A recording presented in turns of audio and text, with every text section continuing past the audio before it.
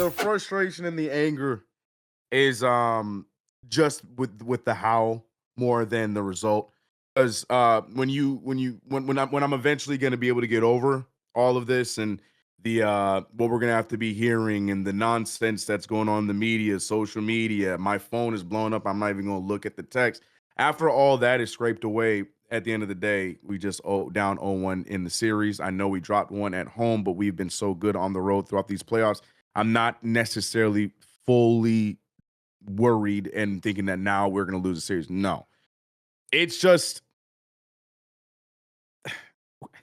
we did this twice in Boston on the right side of things, right? So Yeah. you would think of if any team would know what not to do when you have a 16-point lead with not much time left, well, a good amount of time left in the fourth quarter, you would think the Knicks, we would be the team that would have known how to handle that situation. But what do? We not only did our defense just vanish in the fourth quarter, but we our whole offensive IQ went out the window as well. We just started just chucking from three as well. We started. I thought we were doing something smart by attacking Ben Shepard because he was a non-factor, and Bridges went right at him. It was a good decision. We saw Jalen Brunson taking advantage. So I thought that was what we do. They shoot their three barrage, try and stop it, but at the very least, we're taking down shot clock and getting buckets on the other end at the very least, right?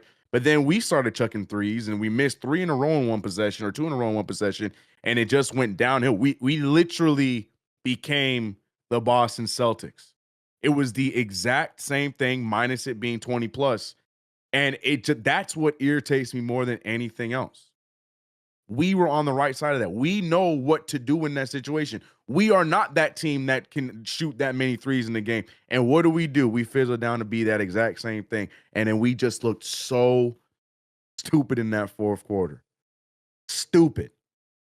Mistakes, boneheaded plays, boneheaded decisions by Tom Thibodeau. Tom Thibodeau, I thought, was doing such a good job with the managing minutes. He faked me out with the DeLon Wright 26-second situation.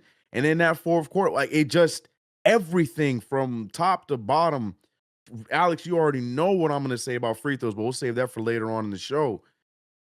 I just can't believe of any of the teams in these NBA playoffs to be on the wrong side of what just happened, especially since we've been talking about history and Knicks Pacers and the 90s, 2012, 13, last year. You would think that the last thing the Knicks would do is give that string bean bonehead, can't get a good haircut, raggedy talking, terrible laugh, can't stand and wish LA Knight knocked him out in WWE. Tyrese Halliburton an opportunity to have some kind of guard moment. And what do the Knicks do? Play right into that. And that is what I think pisses me off more than the loss itself. We gonna bounce back. But I'm not Alex, this next 24 or whatever the amount of time we gonna have to deal with until the next game, bro, is about to be unbearable. And that's where I'm still at. I'm pissed off about that. And we did it to ourselves. Ain't no excuses. We did it to you our are damn selves. you are 100% right that we did this one to our damn selves. We have to listen to this conversation for 2 days. Friday can't get here soon enough to wash this stench off. And it just sucks, man, because the thing is tonight was I mean, shout out to Tyler in the chat. He's like, when was the last time that we had two players put up over 30 plus points? I was like, we had both of them do that in Detroit, like first round series. Yeah, we did that It already. was about to be another historic performance by these guys, man. Like we were about to have like we had Jalen Brunson drop 43 points. We had Karl Anthony Towns drop 35 points. And Cat had a good game. You know what I mean? Cat had a good game. Brunson had a good game. These guys were shooting so efficiently. And you squander this effort to lose in overtime. And it's just that's what hurts the most is that when you get games like this, it's supposed to be, you punch the ticket, you take your first win, and now you move on, you're in the driver's seat. Not saying the Knicks can't get back into the driver's seat, but now you have to play with a little bit more of an edge in game 2 on your home court And that's the whole point of having home court advantage, right? It's like if you go up one and then you lose the next one, it's like, okay, you go on the road. This team's usually is good on the road. You can bounce back. You're at least still in the driver's seat. It's like, Yeah. hey, we got the first one. There's a different sense of urgency and being able to play loose once you get the first game, once you win the first game. When you lose, now it's not necessarily, it's not, I don't want to, you have to win game 2. You can't go down 2-0. You know what I mean? Then it just starts to become a mountain to work back. So is game 2 a must win? Yes. You got to go win that one, especially since you have home court advantage. You can't let the Pacers just come into New York and take both wins. We know what happens when you do that. We just saw that in the Boston series. We were that. Yeah. Yeah. And with that being said, it just stinks because now you got to play with a different level of urgency. But you know what, man? Honestly, this team just likes to play with their backs against the wall. You know what I mean? Like, to me, it's like, all right, we just like to we love to make things difficult. We love things to be a cardiac affair. We are given 2 series in a row to close things out in game 5. We can't do it. It takes us game 6 to do it both times. And then now you start the series being 1-0 in the hole. And like I said, it's not that they can't come back and win. I still believe they'll win this series. It's just frustrating with the effort you got from Jalen Brunson and Karl Anthony Towns. And the fact that we just forgot how to play defense, OG missing the free throws, which we will talk about, CK. It's like, yo, we could have, that could have sealed it right there. Oh, we will talk about it. Could have sealed it right there. A colossal choke job tonight. Colossal choke job. I'm pissed, man. I was pissed. I left that place pissed, man. I'm sure you were in the building to watch that. Yeah. You're up by 16 points with 3 minutes left. Everybody's in there partying. Garden's rocking. And, Neesmith, 3 after 3 after 3 after 3 after 3. The Halliburton, shot. Again, man, he is the Reggie reincarnate. From the string bean build to the corny attitude and the lucky shots. But the Knicks got what they deserved tonight, man. For not, again, displaying that killer instinct. You're up by 14 points with 3 minutes left. Close, period. It ain't the coach's fault. It ain't it. Close. Close the game. Make your free throws. Make good decisions. And you don't have to rely on a lucky bounce. I mean, STG was right. Like the Halliburton final shot, it literally went up. And as it went up, you heard this huge roar in the Garden. And it was still up in the air. It was right in front of us. And the thing went straight through. And nobody knew what happened until you saw the Pacers just going crazy. I said, oh my God, that really went in. It really went in. But again, the Knicks got what they deserved tonight. And it's like, shout out my guy Elite, because I went on my IG instant reaction. I'm like, yo, colossal choke job. He's like, yo, it's not that they choked, it's that the Pacers got all these lucky shots. However you want to see it, this was not the killer instinct of a championship team. So we can say the Knicks in 5, Knicks in 6, whatever we want to say to feel good. Obviously, they can win this series. They're the better team. But you got to close games, man. You cannot keep losing focus and not paying attention to detail, losing guys on backdoor cuts. This isn't the regular season anymore. You are right there. You're right there, man. You cannot just afford to be giving up games. Because before you know it, you're in a 7-game dogfight when you didn't need to be. And then guess who's looking over on the other side? It could be Minnesota. Most likely it's going to be the Thunder. Championship caliber teams, championship teams have killer instinct. Sure, it doesn't mean that you're going to go through the postseason undefeated. But you're not going to have these lapses in decision making, in focus. Free throws. How many championship teams you see shoot? How many? What do they shoot? 67% from the free throw line. 70. 70. Barely. Mitch only accounted for 2 of those in critical moments. As I said, you are right there knocking on the door of a championship. These don't come around. These opportunities don't come around often. You can't play around. This isn't Detroit anymore. So you got to lock in, man. This team gave you opportunity. And, you know, I'm waiting there the entire game, like the first 3 quarters. I'm like, yo, Knicks should be up by like 20 at this point. Nevertheless, when Cat picks up his 5th foul, I'm like, okay, let's see where this game turns. It can go bad, or they can hang in there, or it can go really well. And it went extremely well. They go on a 14-0 run to go up 16 points at that point. There's no excuse not to close.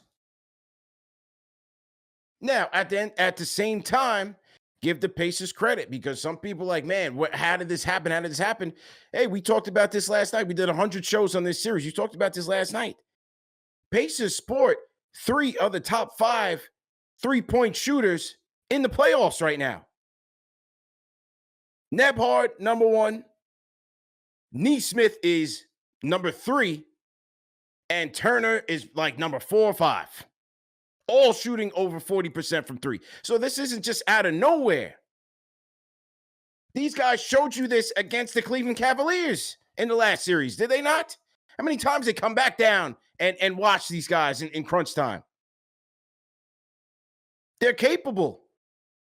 You can't play around. And this was a night where you got 70 points from Brunson and Cat and still lose this game. It's a bad loss. They choked, man. Don't mean to say don't it's not an indictment on the series, it's not an indictment on anything, but you gotta take these opportunities. You can't take these opportunities lightly, man. It was right there for you. All you had to do was close it out, and they failed to do so, man. It's a bad look. Shout out to Underdog. Unfortunately, the Knicks lose this one. 138-135 in OT. We'll get back at it again on Friday. We'll bounce back. Not worried. I still got the Knicks winning in 6. But let's go through these numbers, man. Knicks won the rebounding battle tonight, 46-39. They barely lost the assist battle, 26-24. Pacers had that.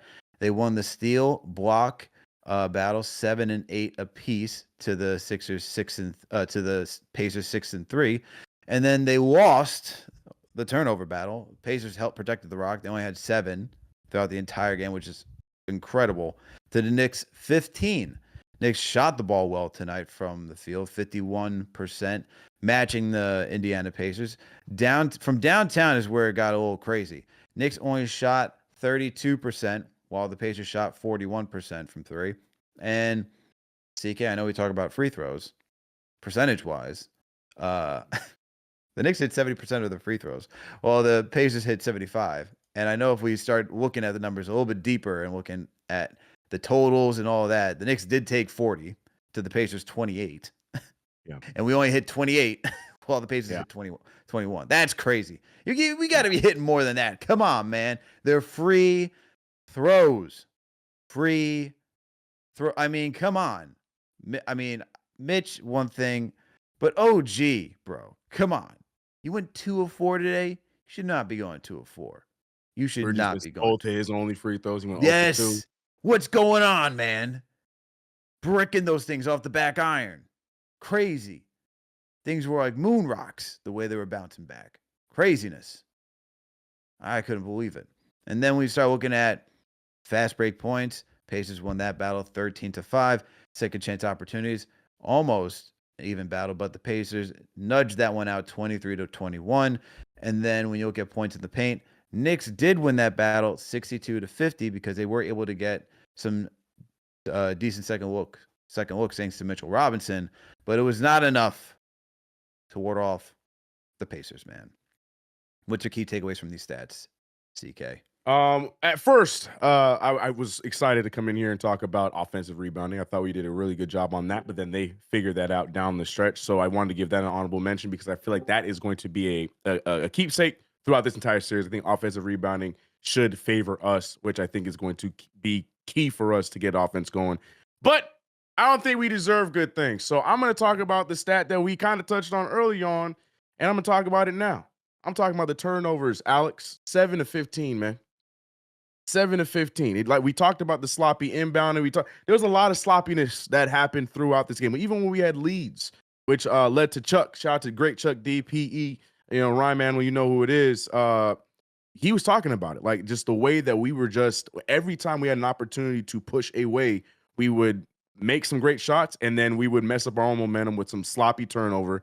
And I feel like that caught up to us towards the end of the game. So that turnover differential, I'm looking at. We did a great job defensively, but we got to turn their 7 turnovers into a little bit more so we can turn that to offense because we do a great job on scoring off of turnovers. We saw that in previous series. So yeah, our 15 to their 7. Not a fan of it. And chat, say it with me. Free throws. We already know. We already know. But yeah, so those are my 3. I'm sorry. It's just I can keep going. We talked about Aaron Nesmith 8 for 9. Did we already mention that? Oh, my bad. Let me say it one last time. Aaron Nesmith went 8 for 9 from 3. I can give you all the numbers that pissed me off and made me happy all in one instance, Alex. Do you want me to keep going? I can keep going. Huh? You got time? I got time. I mean, why not? I got the Knicks time had right time here, to let man.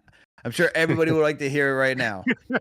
Yeah. For my negative was definitely turnover differential 7 to 15.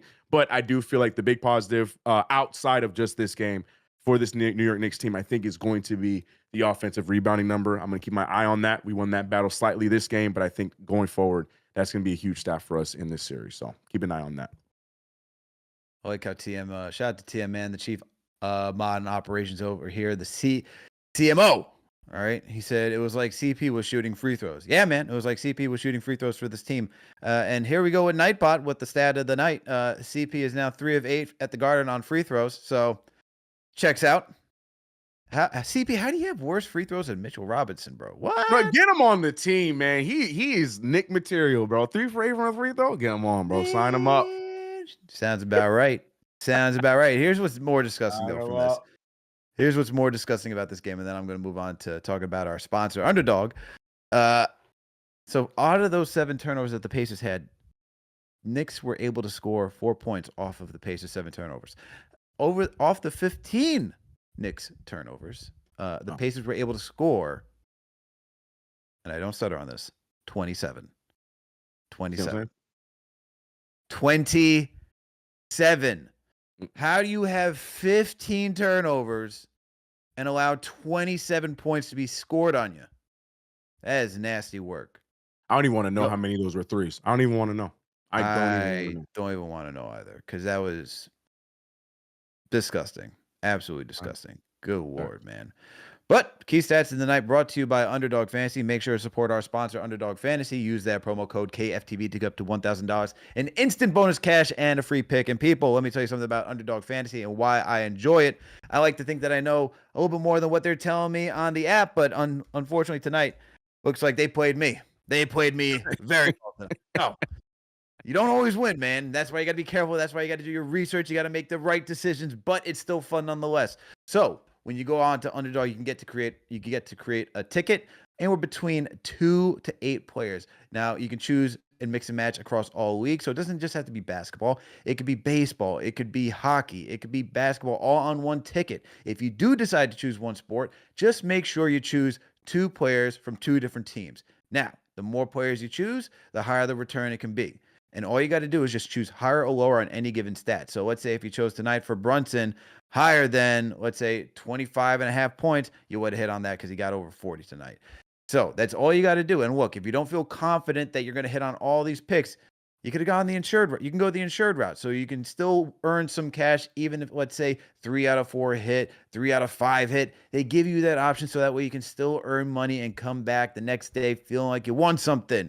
Now, if you don't want to create a ticket, you can also put on your GM cap, go face some of your friends or a bunch of randos to see who can draft the best team, right? And to get some bragging rights. Hey, look, you could put down some money. Well, of course you can put down some money, beer money, lunch money, and then you'll get bragging rights saying, "Hey, I know what's happening on in this league every single given night." And that's why you go out there and do it. Now, if you want to know how well I did tonight, I didn't do well at all. I chose 5 picks and I lost on 4 of them. So if you were listening to me tonight, hey, I would not do so. Okay. The only thing that I hit on, it's the only thing, let's see, the only thing I hit on, which is hilarious, is that Karl Anthony Towns got higher than 22.5 points. I knew that was going to happen because he always has a great game against Miles Turner. This man's averaging 28 points against Miles Turner. He always feasts, okay? That's just easy money right there. I thought we'd get some threes. I thought Josh Hart would get a double-double tonight. Man, Mikal Bridges, I thought you were going to get me 17 points. You got 16. 16.5 was what it was set at. Just need to hit one more bucket, I took man. the PRA. I took the PRA, and he got me. The only one that missed it was Brunson. I thought we were going to get some more threes from Brunson. So That's what I thought too. We only got one. Yeah. So we're getting a few more. But hey, I know CK did well. That's why you got to follow CK. No, I didn't flex. I didn't flex tonight, Alex, because I heard you in the back of my mind. I'm like, yeah, I ain't no chump. Yeah, I feel good tonight. I'm going 4 for 4. Yeah, I went 3 for 4. So no flex for me. And damn, see, and that's the cool thing about the flex. At least you get to earn some money. But unlike us, we're not winners tonight. But maybe you can be. So make sure to use that promo code KFTV to get up to $1,000 in instant bonus cash and a free pick. What's going on, LD? Gentlemen, Yo, congratulations to the New York Knicks. We are winning the championship this year. okay. Yes, we are. We are the best team left in the NBA playoffs. OKC play. Don't get frustrated. OKC plays. Boy. No, we are. We are. This game, obviously, will let them. Mistakes happen. It was a sloppy game. We had the entire game.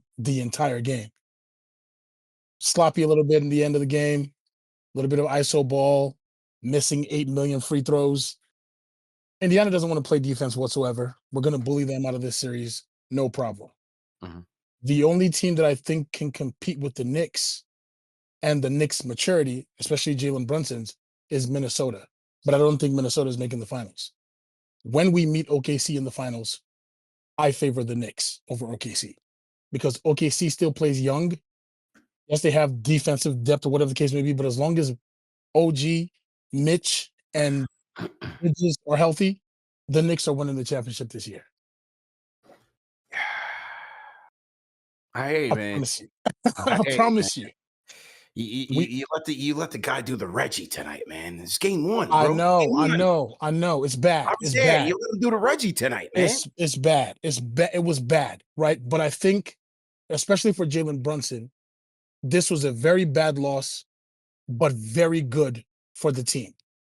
You know, the only thing that I don't like about losing this game specifically is the fact that the Pacers get to go home in their environment and play 2 games. And in that environment, they're the kind of team that could score 185,000 points and beat you by 60 points.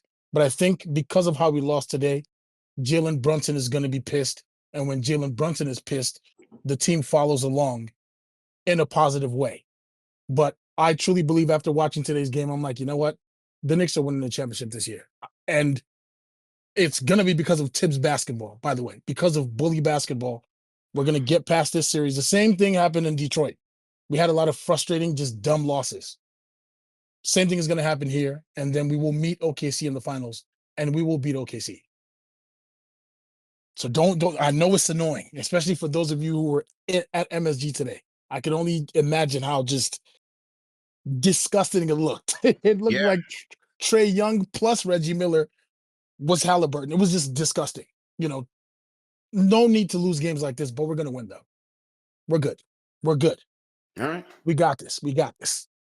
So I mean, you know, kind of talk about that closing sequence, man. There are 14, 3 minutes left. I mean, for starters, again, missing a bunch of free throws kind of led us to even this point. And then Homeboy literally shot 800 for 800 from 3, which is but he is shooting over 40% from 3 in the playoffs. He is, but I mean, 48. Yeah, moved up. That's Yep. I just looked it up. Yeah. That's Steph Curry Olympics level shooting. Like, that's just ridiculous shooting. Kudos to him. He did his thing. But again, it was just us being sloppy. We were just being sloppy. And then another thing, I'm not going to criticize Brunson too much because, again, we didn't have to lose this game. But one thing he could have done a bit better was when he was on the bench because of the fouls, we went on a run. He didn't have to come in and do a lot of ISO. There was no need. But again, it's just foolish stuff. But the ending sequence, if you watched the Pacers against the Cavs, they did the same exact thing. Halliburton purposely misses a free throw, backs up and shoots the three. So this is something that they, it seems like it's in their blood.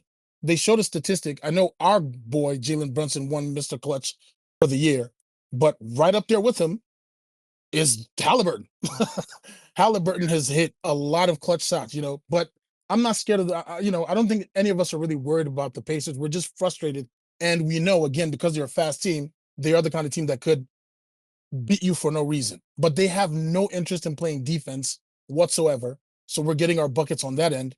We just have to, D up on our end, because we can bully them. But we're good, though. That end sequence, as you mentioned, just horrid.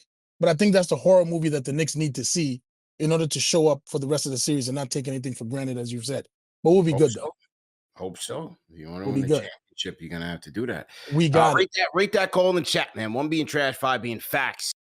See the mix, man. I'm seeing a couple tomatoes. I don't know, LD chat. I don't know. Chat's sending tomatoes your way tonight, man. I didn't think he said anything controversial tonight. He's pretty positive. That's why you got to support our sponsor, Morgan & Morgan. Let me tell you something about Morgan & Morgan, all right? With over $25 billion recovered for over 500,000 clients, Morgan & Morgan has a proven track record of fighting to get you full and fair compensation. In Florida, a client received $12 million after the insurance company's best offer was just $350K. In Pennsylvania, a client was awarded $26 million, a staggering 40 times the insurance company's original offer of $650,000. There's a reason why you choose Morgan & Morgan. It's because they can cover you and they've been there to do everything they need to make sure that you feel protected. For over 35 years, Morgan & Morgan has been fighting for the people just like you and I. They have over 100 offices and more than 1,000 lawyers nationwide. When hiring Morgan & Morgan, it's like hiring an army that has your back. If you are injured by negligence of another, you deserve to be paid. When you hire the wrong law firm, you may be beat before you even start. All law firms are not the same. So if you're injured, you can check out Morgan & Morgan.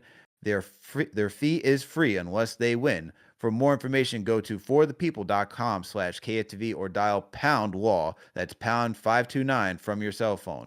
That's forthepeople.com/KFTV or pound law. That's pound 529 from your cell. This is a paid advertisement.